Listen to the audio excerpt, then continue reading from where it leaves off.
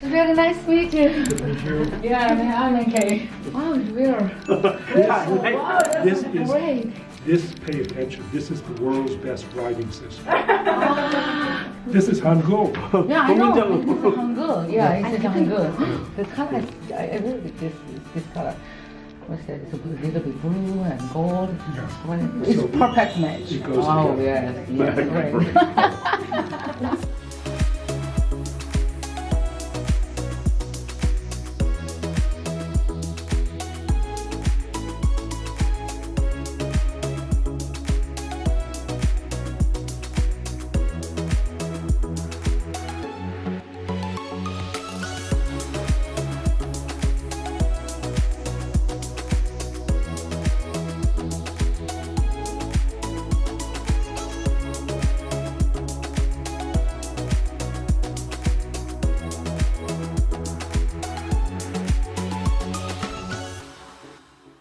박수! 안녕하세요. 자, it's really nice to meet you. Yeah, hello. It's a pleasure to meet you. I'm MK Kim. And I'm Jared Diamond. So it's an honor to have you on my show. So Thank you. we've been waiting for a long time to meet you. So our viewer, they really like to read your book. So we've been waiting for you for a long time. Yeah. The moment has arrived. Ah, that's good. So, 자, 잠깐 말씀드리면요. 오늘 제러드 다이아몬드 교수님을 모셨거든요. 우리 한국 요새 되게 위기고 힘들다는 얘기 많이 합니다. 근데 그 위기에 대한 얘기가 뭐랄까 이렇게 되게 지엽적으로 이렇게 해결하자 하는데 사실 이 대변동이라는 책을 읽고 보면 눈이 확 뜨여요. 아, 이거였구나라는 걸 알 수 있어요. 왜냐하면 7나라의 위기를 다 분석하셔서 거기에 한국은 이렇게 해야 된다라고 얘기하지 않지만 우리가 다 알 수 있어요. 근데 중요한 건 국가의 위기뿐이 아니라 개인의 위기까지도 다 헤쳐나갈 수 있다라는 게 이 책에서 얘기하는 건데 어떤 사람은 어렵다 그러는데 나 너무 재밌었어요. 완전히 무슨 스펙타클한 7개의 역사 소설을 읽는 것처럼 핀란드 역사를 보면서는 눈물이 나왔었어요. 아, 이거였구나. 개인의 역사와 한국의 역사, 각자의 위기를 헤쳐나갈 수 있다고 생각하니까 이 책을 써주신 거에 대해서 너무 감사하는 마음까지 이렇게 들었습니다. So, would you like to say hello to our viewers, Korean viewers? Hello to all of my Korean viewers. I would just reiterate, it's a great pleasure for me to be back in Korea.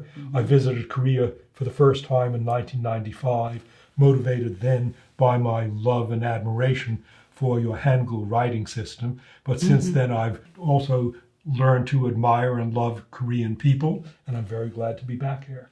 You know that you have many fans in Korea, you know? I understand that my book, Guns, Germs, and Steel, Yeah, Guns, Germs, is the and most checked out book from Seoul National University Library, and that is good and bad. The good part is that lots of people want to read my book. The bad part is that they check it out from the library and they don't buy my book.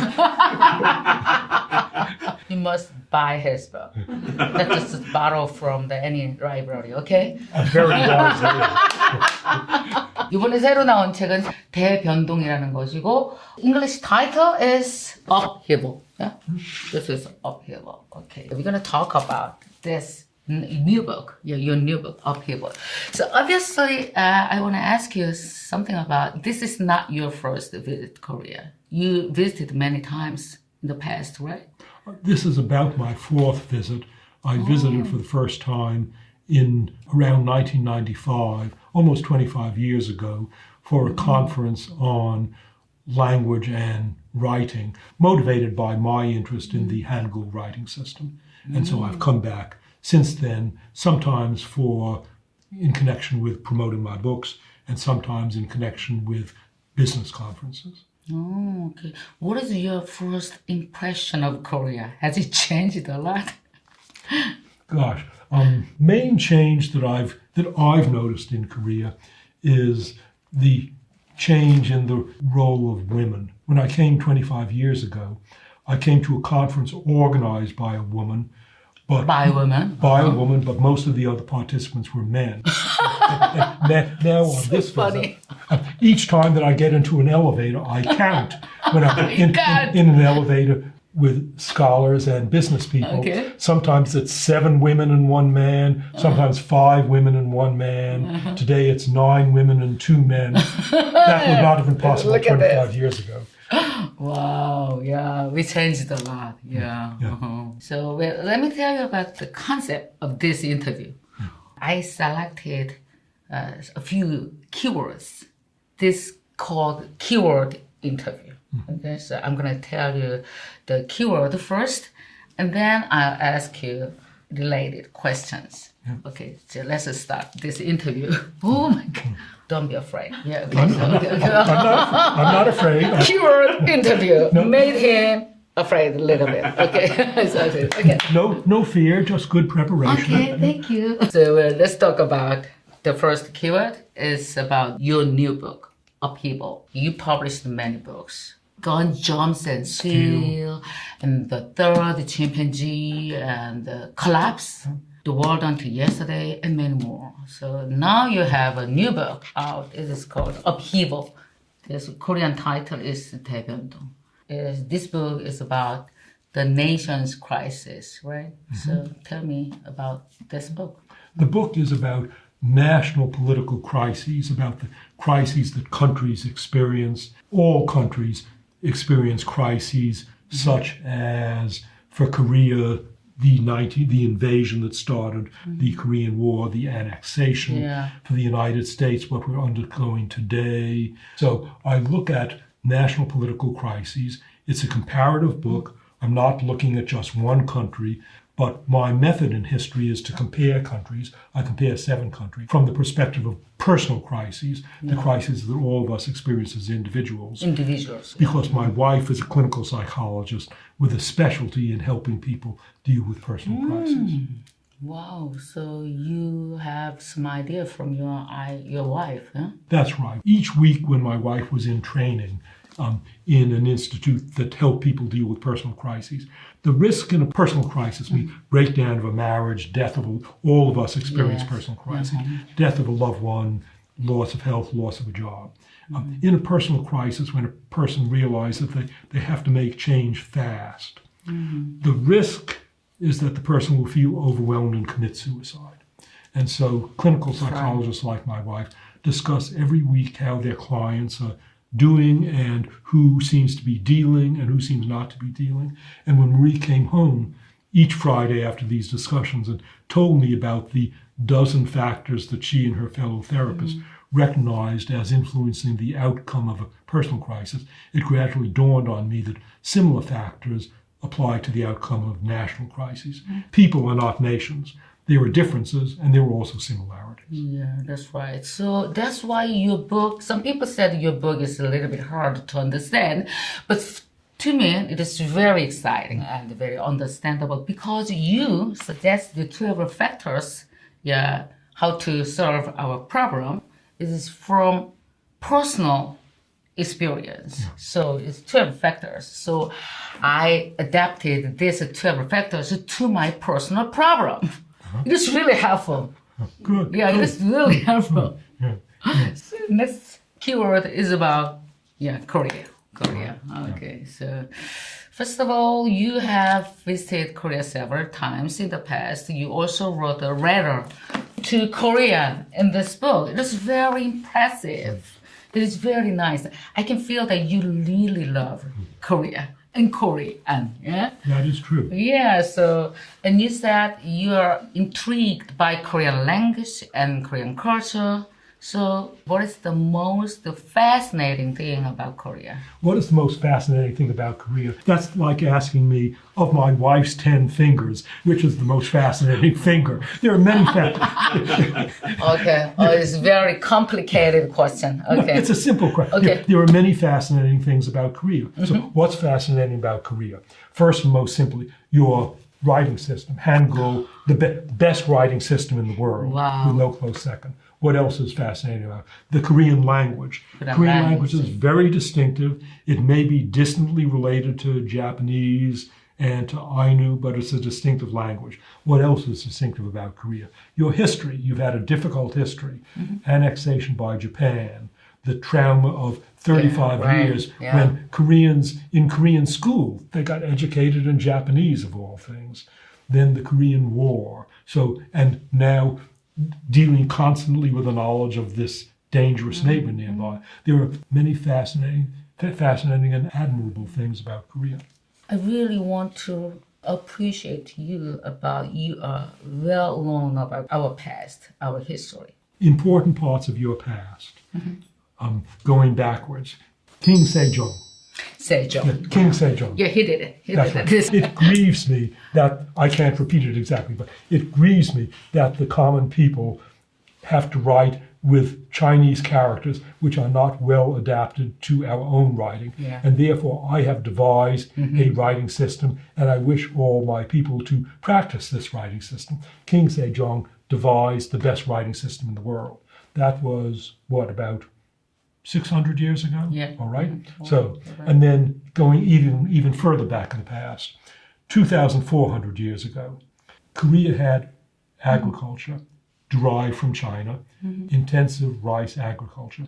Japan did not have intensive agriculture. Japan had almost no agriculture. 2,400 years ago, farmers from Korea arrived in Kyushu, bringing farming to Japan, and they, with more food, they outbred the native Japanese, gradually filling up Japan, so that today the Japanese people they're basically Korean. The Japanese people in their genes and in their appearance are largely Korean.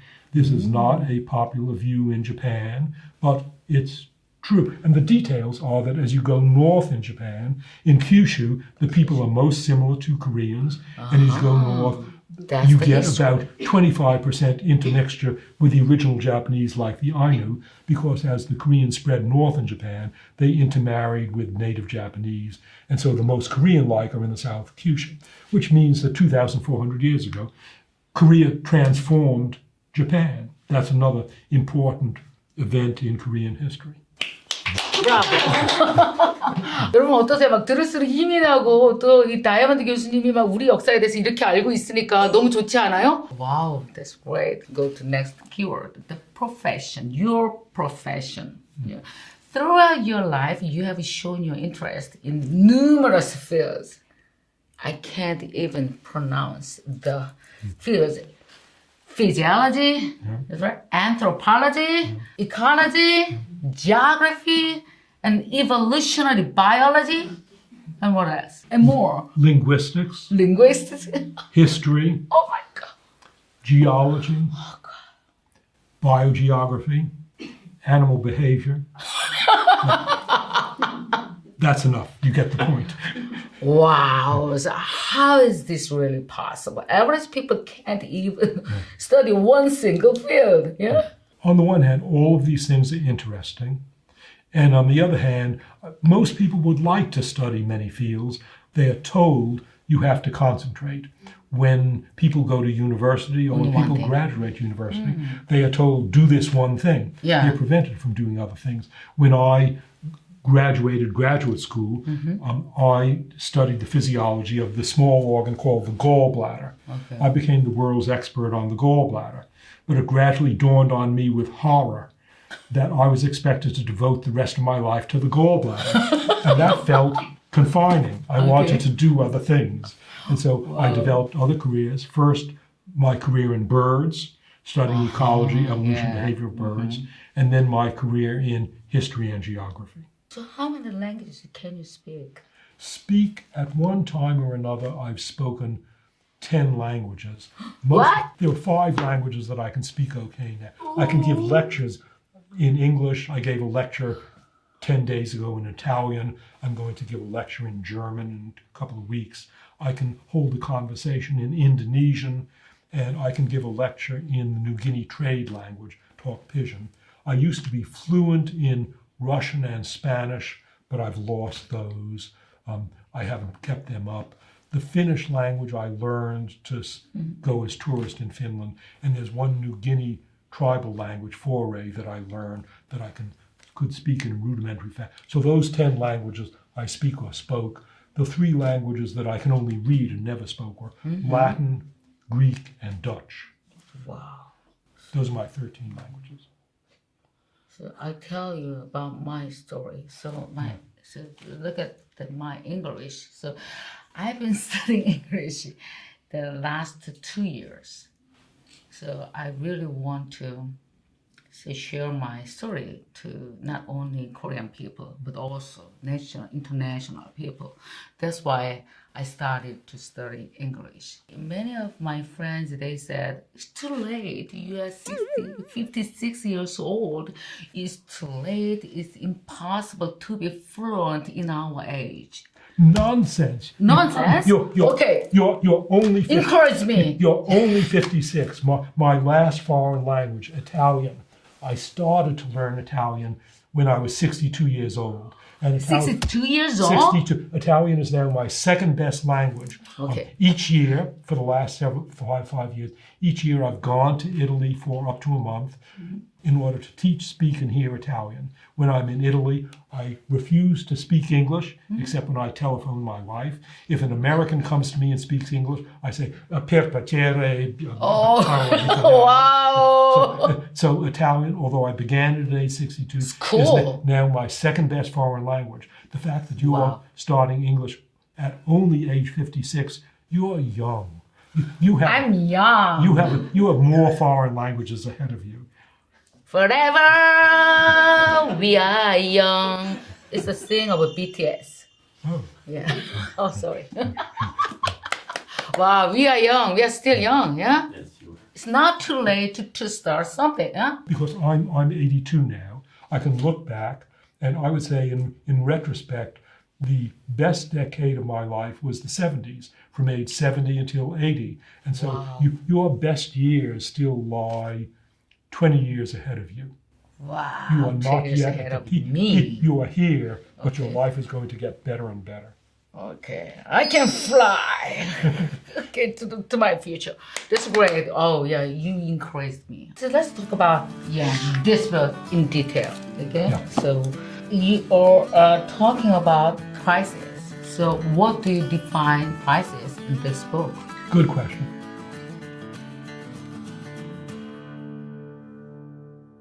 저는 작년 10월쯤에 제가 좀 개인적으로 안 좋은 일이 있었는데요. 나 자신을 찾는 시간이 좀 필요했었는데 마침 이게 캠퍼스를 알게 됐고요. 그 뒤로 굉장히 제가 이제까지 겪어보지 못한 새로운 경험들이 막 펼쳐지는 거예요. 그러니까 우등생이 되고 장학생이 되고 이런 것들이 제가 이렇게 목표를 했는데 하나씩 성취하는 것도 있고 또 요번에 방송대를 또 등록을 했어요. 내가 이런 사람인가. 나이가 들더라도 책을 한번 내봐야 되겠다. 그런 꿈을 꾸게 되었습니다. 꿈을 꾸게 해주신 김미경TV 동기님들과 학장님과 저희 모임원들께 감사드립니다.